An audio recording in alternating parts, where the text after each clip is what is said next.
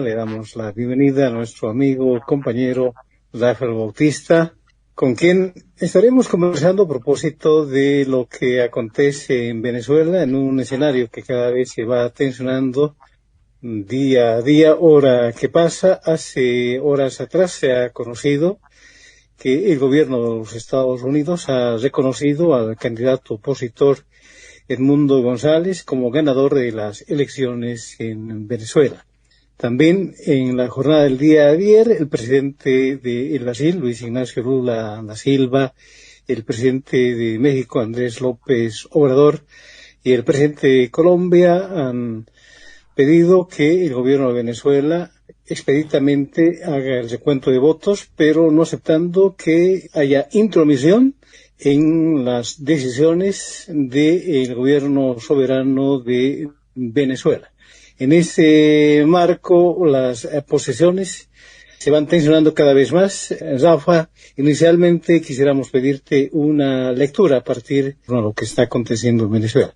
A tiempo, por supuesto, de darte la bienvenida aquí a Algo con el Muro, Rafa. Bueno, nunca como ahora se ha visto más permanente el recurso que nos brinda la reflexión geopolítica para esclarecer hechos como el que está sucediendo en Venezuela. Porque si atendemos solo a la mirada local y a la pugna que ha entrado en colisión por los resultados electorales en Venezuela, uno cae en la retórica esta que nosotros la hemos presenciado también en el 2019, de la escenografía de una desestabilización política social que coadyuva a intereses que no precisamente son nacionales, sino escapan a ello, trascienden los intereses nacionales y no nos permiten tener una imagen mucho más acertada con respecto a los verdaderos poderes e intereses que están jugando sus opciones en esta elección que ha sido catalogada ya desde hace un buen tiempo como fundamental no solamente para el futuro en Venezuela, sino también para la región, en este caso para lo que se denomina geopolíticamente el arco sudamericano. Ahora fíjense bien, el alineamiento ya de un buen grupo de países al relato que Estados Unidos ha configurado y que le ha servido para lo que acabaste de mencionar, para reconocer sin ninguna prueba al candidato de la oposición, Edmundo González Urrutia, sin ningún tipo de prueba, porque hasta ahorita la opositora Corina Machado tampoco ha presentado lo que ella dice tener, el 80% del conteo que favorecería en un número bastante difícil de creer, que ronda el 70% sobre un 30% que habría descendido el favoritismo a Maduro. Entonces, si Estados Unidos basa su reconocimiento al triunfo opositor sobre declaraciones que ha hecho Corina Machado, sin ningún tipo de pruebas fidedignas, porque si ustedes se acuerdan, el domingo mismo, ella ha mencionado que tenían ellos las pruebas, y creo que fue el lunes ya, habían llamado una rueda de prensa para mostrar las pruebas que ellos tenían y que aseguraban el triunfo opositor, pero eso nunca lo hizo. Simplemente derivó a todos a ver a una página donde uno podía consultar los resultados, y de ahí que cada uno se dé la tarea de ir sumando ese tipo de, que se llaman de conteos, ¿no? Entonces, si Estados Unidos está haciendo eso, resulta más que evidente que esto fue una tramoya montada para reconocer un gobierno ilegítimo y que le sirve a Estados Unidos para unificar a digamos, renacido Grupo de Lima en torno a la defensa de la geoeconomía del dólar.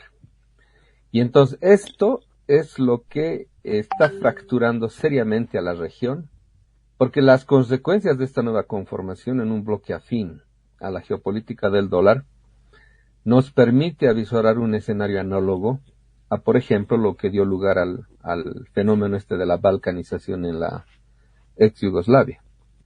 El peligro para nosotros radica en lo siguiente.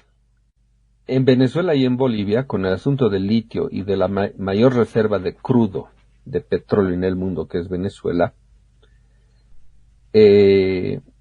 radica en que Venezuela y Bolivia estarían a punto de ingresar al grupo BRICS Plus, que básicamente ha de contener a los países que conforman la OPEP y que tendrían también en este ya deshecho triángulo de litio a un país que tiene las mayores reservas de litio, probad, que es Bolivia. Entonces, si la expansión de la ruta de la seda china, el proyecto de la franja y la ruta, es decir, si Sudamérica más se suma, por lo menos con dos países que tienen este tipo de activos estratégicos, recursos críticos, entonces el dólar estaría básicamente sucumbiendo y estaría perdiendo una de sus plazas que le sirven para reponer su presencia en esta nueva escenografía multipolar a nivel mundial. Por eso Estados Unidos está jugando la sobrevivencia y ve a Sudamérica como el último bastión que le queda para enfrentar la expansión china y también la expansión rusa en torno al grupo de Shanghái, y que sería ya para Estados Unidos el fin de su hegemonía, sobre todo hemisférica aquí, y que eso ya le representaría básicamente el no tener nada ya en el mundo. Entonces, si lo vemos desde esa magnitud, con el tamaño que significa que el imperio en decadencia está jugando su sobrevivencia acá, vamos a entender muy bien el por qué Laura Richardson del Comando Sur, la jefe del Comando Sur, ya estuvo de modo abierto manifestando el interés que para ellos representa ya no la gente, ya no los pueblos de América Latina, en este caso de Sudamérica, sino lo único que les interesa es básicamente los recursos, porque esos recursos son los que ellos necesitan para apalancar el desmoronamiento del dólar, de su geoeconomía, sobre nuestras espaldas, una reposición de su importancia estratégica a nivel global. Entonces, visto desde este modo, se entiende ya cómo la OEA, igual que en el 2019, juega un papel también importante de defenestración de un gobierno democrático como es el de Maduro en Venezuela, del PSUV, y que incluso se da la tarea de solicitar la aprehensión por parte de la Corte Penal Internacional del presidente venezolano. Cuando, si nos damos cuenta y hacemos memoria, este señor Almagro, el máximo ejecutivo de la OEA, es quien debería estar siendo detenido por la Corte Penal Internacional, porque si ustedes recuerdan, en el 2019 hicieron algo similar en Bolivia de lo que estamos viendo, con lo que estamos viendo en Venezuela, y nefasto, y que tuvo como consecuencias más de 40 muertos en Bolivia, más de cerca al millar de heridos, más de 1.500 detenidos. O sea, que la OEA se haya prestado a diseminar esta suerte de fake news en torno al relato del fraude electoral, significó eso para nuestro país, significó un año de robo descarado, un año en el cual gran parte de los avances económicos que se habían hecho prácticamente se destruyeron, y que nos ha significado a nosotros incluso el que nuestro pueblo haya tenido que reponerse de ese efecto postraumático que significa un nuevo golpe de Estado. Entonces, fíjense ahí, la situación de modo más amplificado nos muestra que Estados Unidos es ahorita el mayor interesado en otra vez reponer su presencia en Venezuela, imponer un gobierno títere, apropiarse de las reservas de petróleo, tierras raras, oro, agua en Venezuela, y configurar a un circuito de países afines a la mitología democrática gringa, para que básicamente desde ahí pueda reponer su presencia hegemónica, restaurar su carácter imperial y que hoy en día ya no tendría ese tipo de ejecución como lo fue, por ejemplo, las dictaduras de seguridad nacional, que mantenían estados títeres, pero estos modos relativos nos permitía, digamos, por lo menos formalmente, la capacidad estatal, mínima, pero se podía todavía.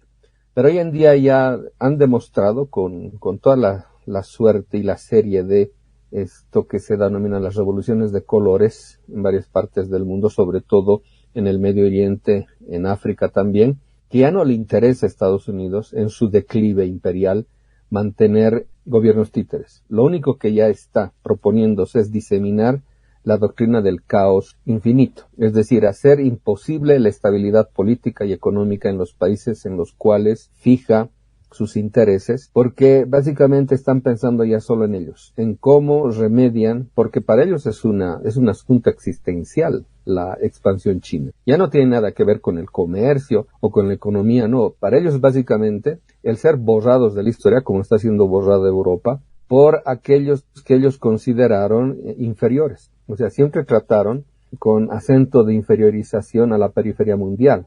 China formaba parte de la periferia hace unos buenos 30 años, pero su reposición ya ahora lo configura como la mayor potencia económica mundial y la Federación Rusa ha repuesto su importancia militar en el globo y ambos básicamente están reconfigurando geopolíticamente el mundo, donde el mundo unipolar ya no tiene sentido. Y lo que se viene, o sea, el naciente mundo multipolar, es aquello que Estados Unidos ya le arrincona en una suerte de sobrevivencia, porque un imperio no puede sobrevivir en un mundo que no sea unipolar. Es decir, un mundo democrático, un mundo compartido, le es imposible siquiera pensar e imaginar a un imperio. Un imperio solo es posible de ser realizado en un mundo unipolar. Y ese fue básicamente lo que hizo que desde el atentado a las Torres Gemelas, el 2001, Estados Unidos, en este caso Washington y el Estado Profundo, se dieran la tarea bajo el nuevo enemigo inventado, que era el terrorismo islámico, se dieran la tarea de conquistar de una vez y en definitiva el mundo para ellos solos, ¿no? Ya que habían destruido a la ex Unión Soviética, ya no tenían ningún competidor, pero como un imperio se define por su carácter de dominio exponencial, no les cabe en la cabeza la idea de un mundo compartido. Y por ello, como al imperio se lo define como una voluntad de dominio exponencial, esa voluntad no pelea por algo. Cuando pelea, siempre pelea por el todo. O sea, no pelea por una cosita o por un recurso, no. Quiere dominar el todo. Y como eso es imposible, es ahí donde encontramos el drama y hasta la tragedia misma de los imperios, que nunca sucumben por fuerzas externas, sino se implosionan desde adentro. Y es lo que está sucediendo ahorita en Estados Unidos y es lo que les impulsa a jugar todas sus cartas en este tipo de arremetidas y que para nosotros es sumamente peligroso y por eso es curioso ver cómo parte de la izquierda cae en los relatos mitológicos de la democracia gringa, de los derechos humanos, de la libertad de expresión, etcétera, cuando son esos relatos precisamente los que naturalizan la dominación de la cual somos objetos y que no nos permiten visibilizar otro tipo de alternativas que no sean las que ellos nos imponen. Entonces, visto de ese modo, fíjense el carácter, el tamaño, la magnitud de lo que supone que Venezuela caiga en manos de un gobierno como el de Corina Machado, de Edmundo Urrutia, etcétera, y que nos muestra cómo los otros países, como Perú, Ecuador, Argentina, están cayendo en ese juego y están desahuciando a sus propias economías, y que nos muestra una región partida, fracturada, y que solo ha de servir como escenario para un posible proceso de balcanización en nuestras propias fronteras, porque esto es lo preocupante, ¿no? Cualquier asunto que involucre guerras internas va a repercutir hacia afuera. Y eso está empezando a generarse incluso declarativamente en este tipo de peleas diplomáticas que ya están empezando a aparecer y que le sirven muy bien como campo de maniobras y laboratorios de experimentación social a los think tanks norteamericanos para ver cómo en definitiva nos dominan de una vez por todas y nos arrojan, como en el librito de Frantz Fanon, a ser parte de los condenados de la tierra. Este es el tamaño que quería poner de modo sucinto para que vean la magnitud a lo cual nos estamos enfrentando. El problema es que ya sobre todo el arco sudamericano ya está fracturado. Aun cuando Maduro salga victorioso de esto, que es lo que esperamos, ya hay una serie de países que no lo van a reconocer. En esos van a estar, en primer lugar, Argentina, después Perú y Ecuador. Y aquí no hay que olvidarse, ¿no? Ecuador, Perú y Argentina ya son laboratorios donde el Comando Sur opera una serie de tácticas y estrategias de contrainsurgencia. No hay que olvidar que Ecuador ya cedió su soberanía militar a Estados Unidos en acuerdos como el famoso acuerdo de estatuto de fuerzas del 2023. La misma cesión de soberanía militar la hizo la vicepresidenta de Milei, Victoria Villarruel, incluso antes de ser gobierno, bajo el eslogan de modernizar y fortalecer las fuerzas argentinas. Y ya dentro, cuando ya era gobierno la golpista de Boluarte, y bajo auspicio también del Congreso peruano, hicieron posible el ingreso de más de 1 millar de instructores militares gringos. Entonces, frente a este panorama, imagínate, ya tienes los 3 países. Ahora tienes a la izquierda travestí de Chile de Boric, que básicamente está siguiendo el guión norteamericano. Entonces ya hay un grupo que está en contra ahorita de Venezuela. Venezuela y Bolivia prácticamente somos los únicos países que estamos representando, mal que bien, una suerte de alejamiento de la esfera de influencia gringa. Porque aquí lo curioso, bueno, el presidente Petro, ahí hay que decirlo también, no tiene muchas opciones, prácticamente está arrinconado. Y eso también nos mueve a pensar que sus declaraciones que realiza y que tienen estos tintes de moderación y prudencia, tienen que ser, pues, ¿qué se llama?, sopesadas por lo que sucede al interior de su país. Él no puede mover muchas fichas al respecto, porque si no, lo liquidan. Y en Colombia eso es historia ya, ¿qué se dice esto? Tradición política. El liquidar a los opositores, a los contrincantes, etcétera. La suerte de Colombia es triste en este sentido.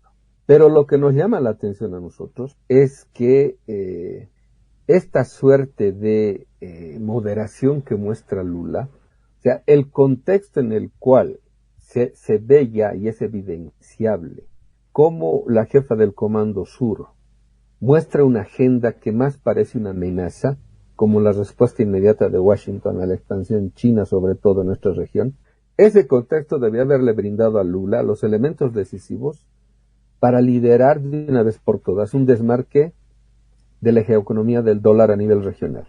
Porque hay que decirlo, el dólar hoy día tiene secuestrada a nuestra región.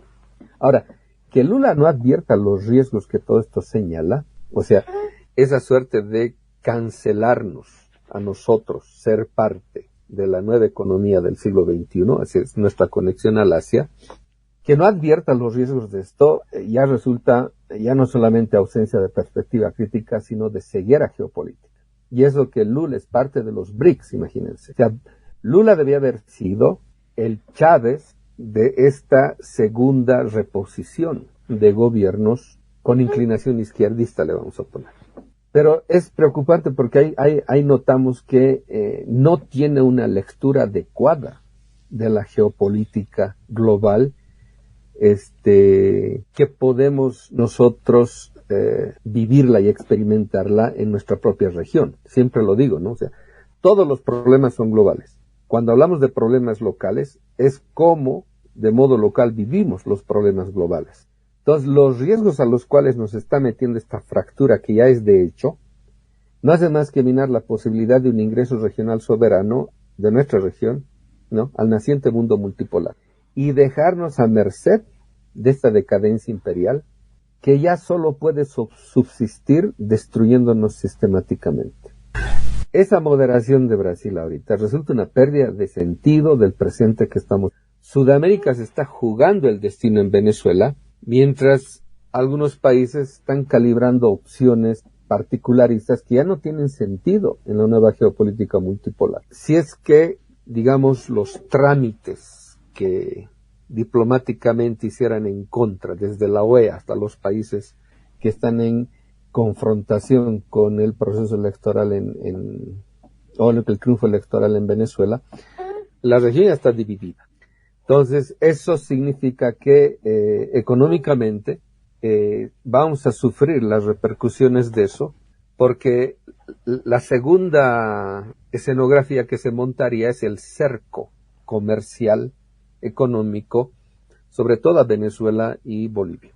¿Qué hacemos frente a eso? Entonces ahí Brasil, que podía haber sido el gran árbitro, el líder, el dirigente regional que muestre, digamos, el acceso a un ingreso soberano en esta nueva geopolítica de un orden multipolar, a la nueva economía del siglo XXI, que es el Pacífico, también va a sufrir el declive de su propia economía, porque Brasil se confió mucho en Argentina y en la perspectiva de que el candidato el candidato de Kirchner y todos sus grupos salieran electos. Pero como salió la derecha, y la derecha más fascista, como que la representan los libertarios de Milei, ya no cuenta pues con la otra locomotora de la economía sudamericana.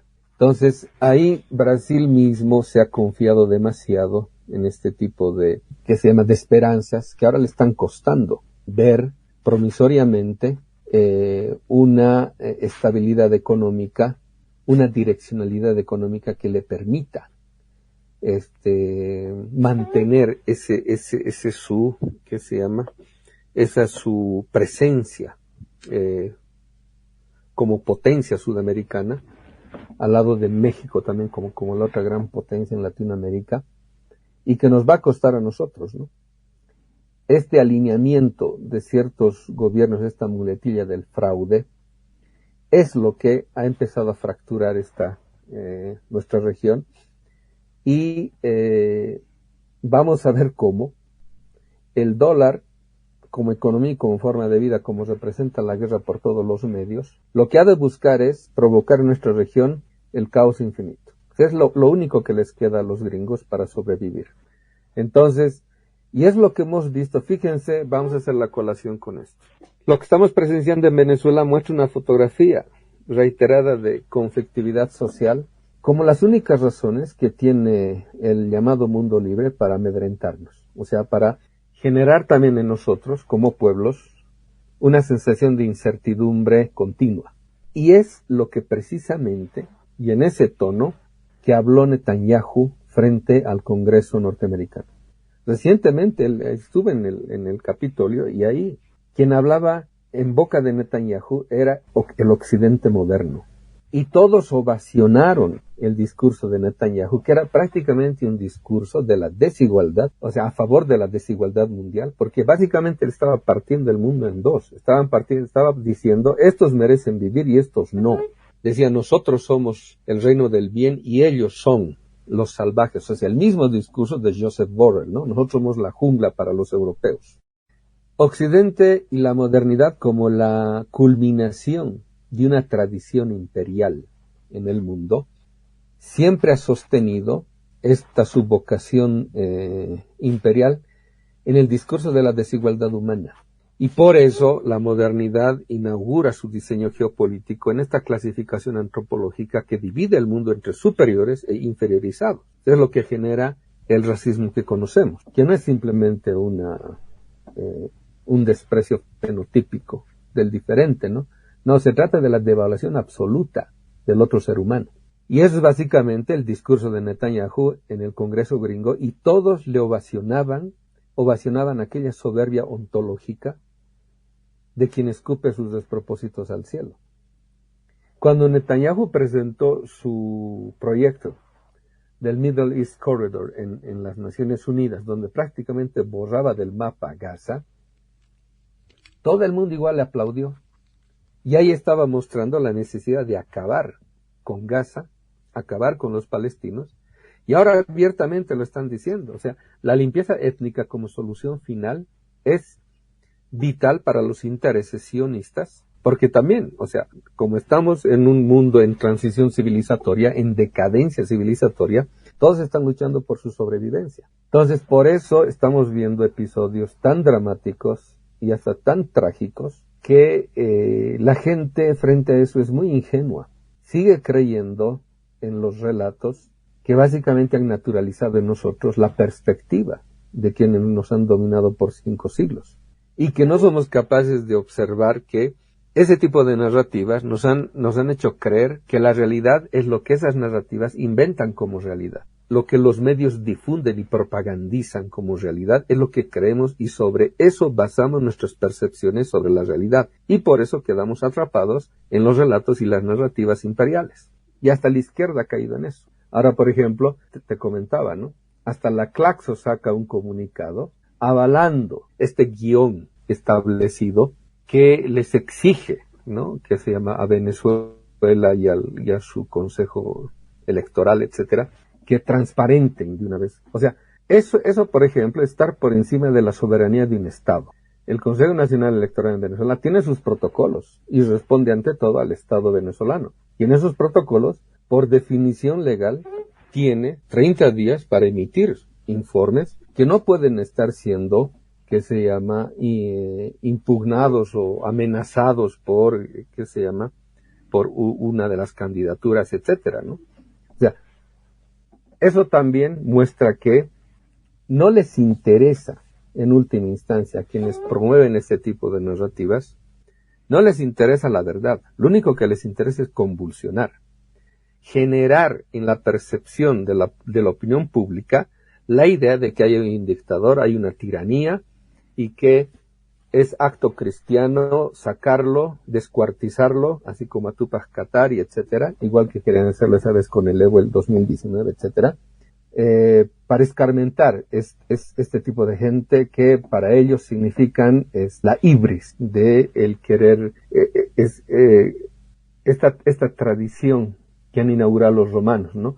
La ibris de oponerse al imperio, como prácticamente la presencia divina en la tierra. Entonces, cuando nosotros estamos presenciando lo que sucede bajo una mirada más amplia, con una perspectiva crítica, y que pues podemos desmontar las narrativas y los relatos imperiales, en este caso incluso las mitologías democráticas made in USA, nos podemos dar cuenta pues de que aquí no interesa los resultados, no interesa la verdad, no interesa, porque imagínense, ustedes recuerdan, hasta el día de hoy nadie ha podido demostrar el supuesto fraude electoral que se montó en Bolivia el 2019. Hasta el día de hoy nadie ha podido probar.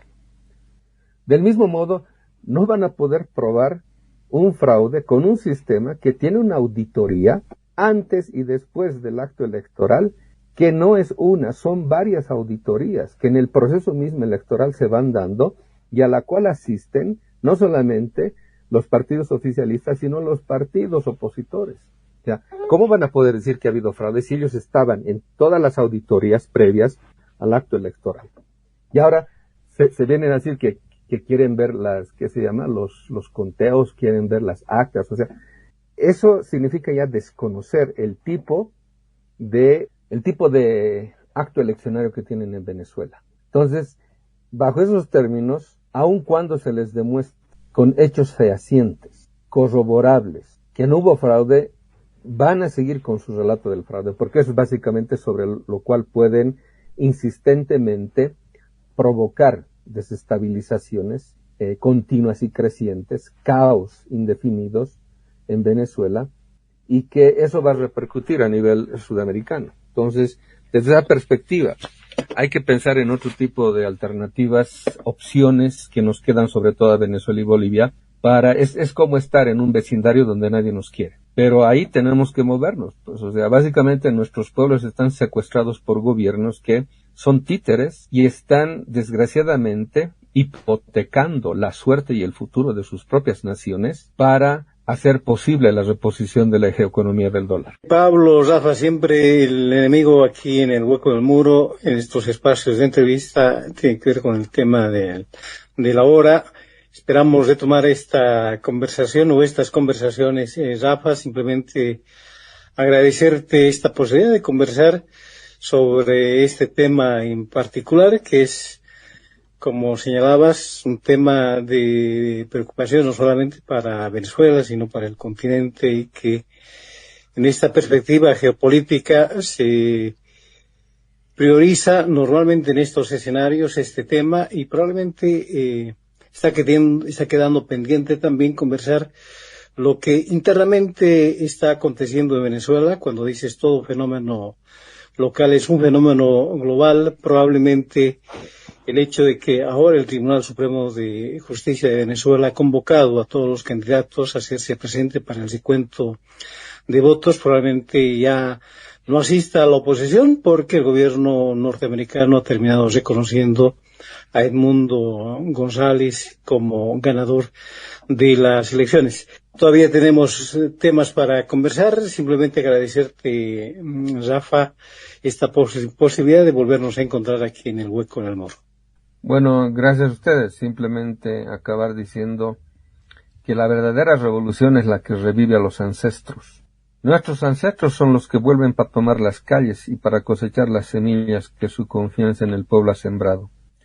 Entonces deseamos a Venezuela que Bolívar y Chávez vuelen juntos como viento en la sabana, porque ese pueblo ha encontrado su destino verdadero. Y hay que decirlo, más allá del discurso liberal, no nos liberamos como pueblos para ser libres, sino para redimirnos, redimiendo a nuestros muertos, a nuestros ancestros. Porque los muertos no están muertos, hay que recordar. Si los vivos hacemos nido de su causa en nuestra vida. Entonces no desmayen, no claudiquen, porque no están solos. Porque cuando los muertos sueñan con los vivos, es cuando la revolución ha despertado. Es un saludo también a todos los que nos escuchan y nos van a escuchar de Venezuela. Y a ustedes por esta entrevista.